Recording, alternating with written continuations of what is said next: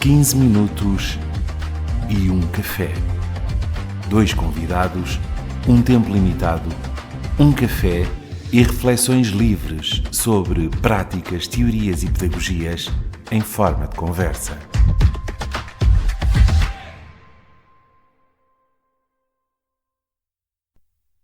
Olá, Mário. Bem-vindo de novo a mais um 15 minutos e um café. É verdade, já tinha saudades. Sabes que têm passado alguns, fazes tu uns, faço eu outros e há Mas é algum bom tempo de vez já... em quando voltar. Olha, desafiava-te para uma conversa sobre Erasmus de Roterdão. Erasmo, também há quem chame Erasmo. Sabes que Erasmus de tu Roterdão. falaste em Erasmus, eu pensei logo nas minhas viagens Erasmus. Mas vamos lá chegar. Mas eu acho que devíamos começar por ajudar a perceber, quem não saiba, porque é que o programa se chama Erasmus, não é? Este programa que já foi só do ensino superior e agora é de todos os níveis. Então, já agora, deixa-me só fazer aqui um enquadramento, porque deixamos já a porta aberta.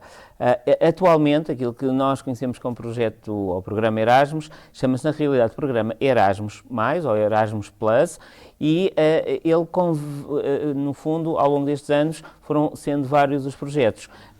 O original, que se chama Erasmus, em homenagem ao Erasmo de Roterdão, de que falaremos, mas depois também houve o Copérnico, houve o Da Vinci, o Leonardo, e houve aqui um conjunto de pensadores europeus que depois, entretanto, congruíram neste Erasmus Plus. Por isso temos tempo e possibilidade, se calhar, de fazer vários episódios. Mas hoje, Erasmus. Era interessante nós falarmos aqui um pouco porque é que escolheram este pensador, não é? E porquê o Erasmo? Olha, ele, para contextualizarmos historicamente, nasceu em 1466, em Roterdão, portanto, nos Países Baixos, e foi um teólogo. Ele ingressou na Ordem dos Frades Agostinianos, depois estudou na Universidade de Paris e viajou um pouco por toda a Europa. Portanto, a pessoa certa para apadrinhar este programa. Então, ele acabou por ser assim uma espécie de passa-palavra do século XV, não é? Sim, exatamente. Ele teve essa oportunidade de viajar e passar... E que palavra é que ele levava? Ele era teólogo. E, portanto, a centralidade da vida e do estudo dele foi na teologia, portanto, dentro da doutrina cristã. E, portanto, há alguns escritos dele, portanto, há algum pensamento construído a partir dele. Mas o mais fascinante é, à época, esta preocupação de ir tentar beber influências em diversos... Beber e levar, não é? Levar, sim. Aqui é uma espécie de... Olha, desculpa que eu estou um bocadinho ranhoso. Esta ideia do Erasmo como um bocadinho como polinizador, não é? Sim. No fundo, ele levava ou seja, transportava em si alguma da comunicação do tempo, que é a comunicação científica, artística, provavelmente cultural, até as questões meteorológicas, o Erasmo, no fundo, acabava por nos dar, não era? Porque viajando entre países... Olha, tu costumas dizer que és um aluno... Eu sou um filho Erasmo. Eu digo um filho Erasmus. Exatamente. É verdade, é verdade. Então, falando agora um bocadinho deste Erasmus Plus, como ele é. O Erasmus Plus é, atualmente, para percebermos, é a união de todos estes projetos que tinham especificidades. O Erasmo deu nome ao Erasmus, que era o primeiro projeto de mobilidade entre alunos e para alunos, do ensino superior, especificamente. Depois haveria os Copérnicos, o Leonardo, que eram outros projetos também de mobilidade, mas mais para professores ou para staff, os chamados staff, os assistentes técnicos das escolas, e também havia programas cujo financiamento se levava muito para a ideia de construir consórcios europeus para desenvolver esta ciência comum. E desde o primeiro momento, todos os projetos tinham pelo menos uma coisa em comum, que era dar aos cidadãos europeus, dar aos europeus, uma consciência europeia. Sim, essa consciência de pertença. Este espaço cultural comum. Todos diferentes, com muitas diferenças culturais, sociais, linguísticas, mas com um mesmo objetivo e interesse. E este foi o primeiro objetivo dos vários programas, sejam eles com o nome que tiverem, e agora, há relativamente pouco tempo, e também um bocadinho mediado ou definido pelos próprios financiamentos. O financiamento do programa Erasmus é normalmente a 5 anos, ou seja, o Parlamento Europeu, que é neste momento quem gera o programa Erasmus Plus, aprova um orçamento normalmente por 5 anos. E a cada 5 anos faz a avaliação deste financiamento e há algumas alterações. Este financiamento que nós estamos neste momento a viver começou em 2021, foi aprovado em 2021, para os 5 anos de 22 a 27. Mas voltando, porque é que eu digo que sou um aluno Erasmus, um filho Erasmus? Eu tive a sorte de fazer o meu primeiro projeto Erasmus quando estava no último ano do meu curso na universidade e tive ali um conjunto de circunstâncias. A universidade onde eu estava entrou pela primeira vez no programa Erasmus. Eu fui o primeiro aluno da universidade a ir em Erasmus. Escolhi ir para um país onde mais ninguém, as primeiras bolsas para alunos eram sempre a pares, ou seja, nós tínhamos a possibilidade de ir sempre a pares para qualquer país. E eu escolhi um país para onde mais ninguém quis ir. Então fui sozinho e, na idade que tinha, experiências como andar de avião, filo pela primeira vez quando fui para Erasmus, viajei sozinho, completamente sozinho, pela primeira vez na vida também. E fui para um país que normalmente as pessoas não escolhem, em primeira linha, porque, só para contextualizar, no dia que eu cheguei a esse país estavam 25 graus negativos. Ninguém escolhe sofrer assim tanto. E então eu fui para a Suécia, num curso de educação, e eu costumo dizer que estas circunstâncias e outras, e a própria possibilidade de frequentar na Suécia quase 5 meses num curso de formação de docentes, eu costumo dizer isto muitas vezes e não o digo sem o sentir. Eu fiz-me profissional de educação na Suécia. Porquê? Porque eu já tinha 2 anos e meio de formação aqui, já tinha feito estágios, já tinha feito muitas coisas na formação inicial e depois sou literalmente largado num país com uma cultura bastante distante da nossa e com uma formação de docentes muito desenhada para aquela cultura específica.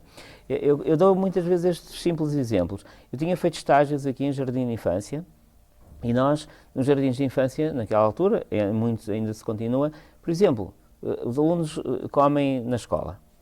E temos uma tendência para proteger ao máximo os alunos. Então, se olharmos para um refeitório, numa sala de educação pré-escolar ou de educação de infância, temos copos de plástico, pratos de plástico ou tigelas de metal, tudo muito protegido. São os adultos que põem a mesa e que quase que dão a comida às crianças à boca. E, de repente, eu chego a um país onde os pratos são de louça, os copos são de vidro, as mesas são do tamanho normal, as crianças com 2, 3, 4 anos põem a mesa sozinhos, e eu fiquei, o que é que se passa aqui? E perguntei à educadora, em que estava, no local onde estava, mas eles fazem isto? E ela só me respondeu, olhar para mim como se quase se estivesse a olhar para uma pessoa que estava a fazer uma pergunta normal, e era, e ela disse-me assim, então mas porque não? Eles são capazes... Quando saímos acabamos por nos ver obrigados a equacionar outras formas de fazer e não é Ora, de funcionar. Eu queria chegar aí e a questão é, o Erasmus permitiu-me fazer isto, é olhar para a normalidade do que é feito naquele dia cenários. E perceber que aquela normalidade é tão distante da minha, mas não quer dizer que seja pior ou melhor. Eu não fui enquanto aluno do ensino superior. As minhas primeiras mobilidades até foram candidaturas individuais, portanto, a financiamento para a realização de cursos fora. Recordo-me que estive na Alemanha, que estive em Dublin. Portanto, fiz 2 ou 3 cursos fora enquanto candidato individual e, portanto, com bolsas individuais, diretamente à Agência Nacional. E depois, quando estive diretor em Torres Vedras, cheguei a um agrupamento de escolas que não tinha tradição, não tinha candidaturas sequer no âmbito, era o Comenius, na altura, no âmbito do programa Comenius, e rapidamente comecei a estabelecer contactos para me envolver em algum consórcio e na altura tivemos 3 projetos de 2 anos. Lembro-me que tivemos um sobre o humor e a criatividade na educação, na sala de aula. Ora, foi um grande pontapé de partida E foi muito entusiasmante para os professores que se envolveram neste projeto. E digamos que fez abanar um pouco também algumas práticas e algumas dinâmicas do agrupamento de escolas, desde logo porque permitiram aos professores ir a outras realidades e ver que o modelo de escola não tem que ser exatamente assim, pode ser de outra forma. Depois tivemos um outro sobre educação para a igualdade de género e tivemos um que foi com mais parceiros europeus e que foi muito giro. Foi na altura em que saiu o Código da Vinci, o livro e depois o filme. E então nós criámos, com a participação de alunos dos diversos países, uma trama de suspense em que se iam resolvendo enigmas até ao enigma final. Um escape room, que estão na moda agora, não é? Estão na moda agora. Muito giro. E, portanto, em todos eles temos somos mergulhados em realidades diferentes. E, portanto, começamos a ver que é possível funcionarmos de outras formas. Por outro lado, também vimos sempre com a sensação de que não somos assim tão pequeninos, tão pobrezinhos, tão atrasados.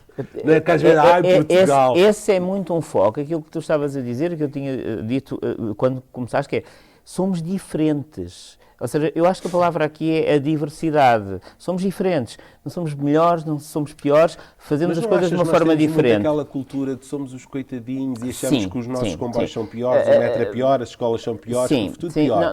E depois chegamos e afinal não, as nossas escolas são bem arranjadas, temos muito equipamento ecológico, os transportes públicos não são assim tão maus.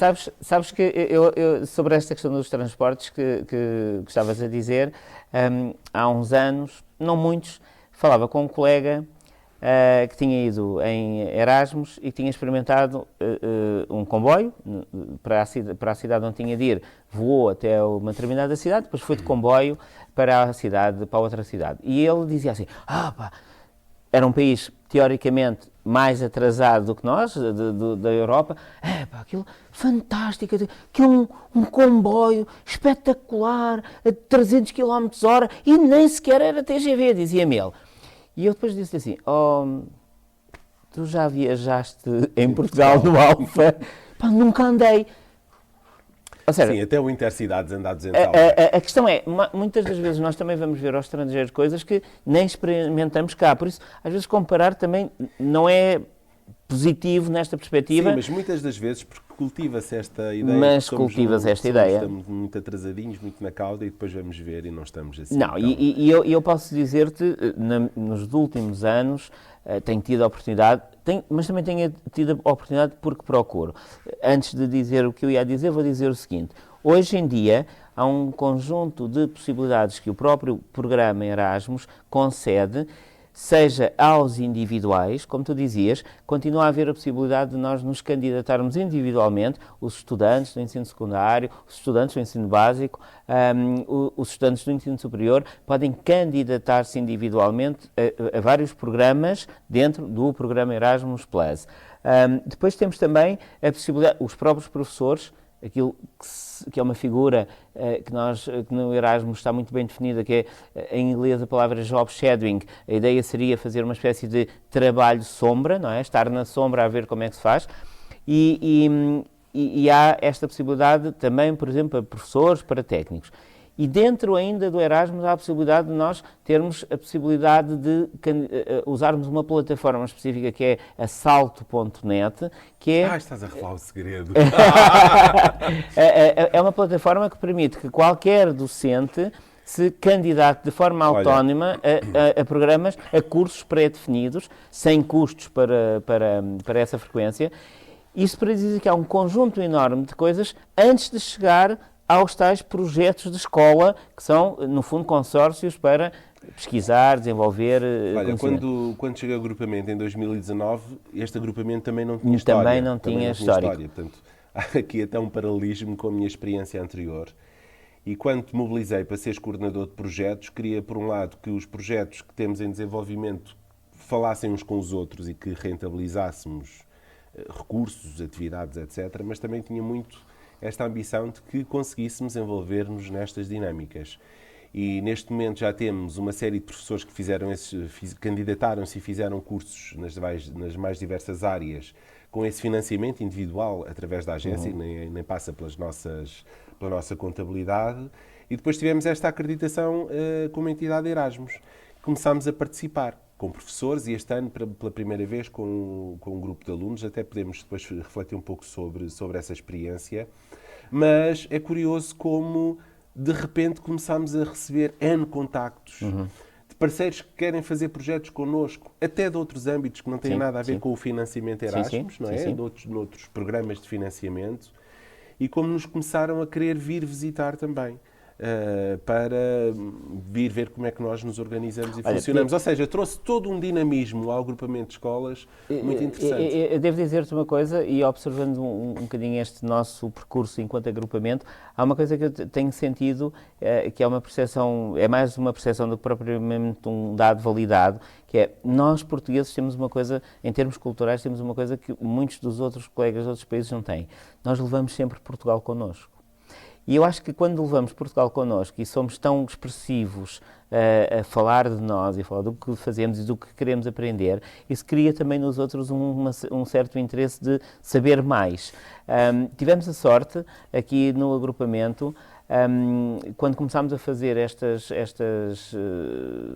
visitas a cursos ou em formação sombra, em job shadowing, nós tivemos uma sorte, se calhar as pessoas que levámos primeiro, ou que foram primeiro por intermédio, acabaram por fazer alguma promoção, alguma divulgação do nosso agrupamento. E temos estado a receber um bocadinho os efeitos disso. São muitos os parceiros europeus a contactarem-nos, porque de alguma forma ficaram interessados, em alguns casos surpreendidos, com o que temos vindo a fazer. E o que me dá uma certa satisfação é perceber que os que têm vindo têm ficado agradavelmente surpreendidos. Olha, o tempo está a chegar ao fim, mas não podemos deixar de falar aqui um pouco sobre esta primeira experiência de ir com alunos do ensino secundário numa semana Erasmus. Eu estava próximo, porque estava também em job shadowing com duas das nossas assistentes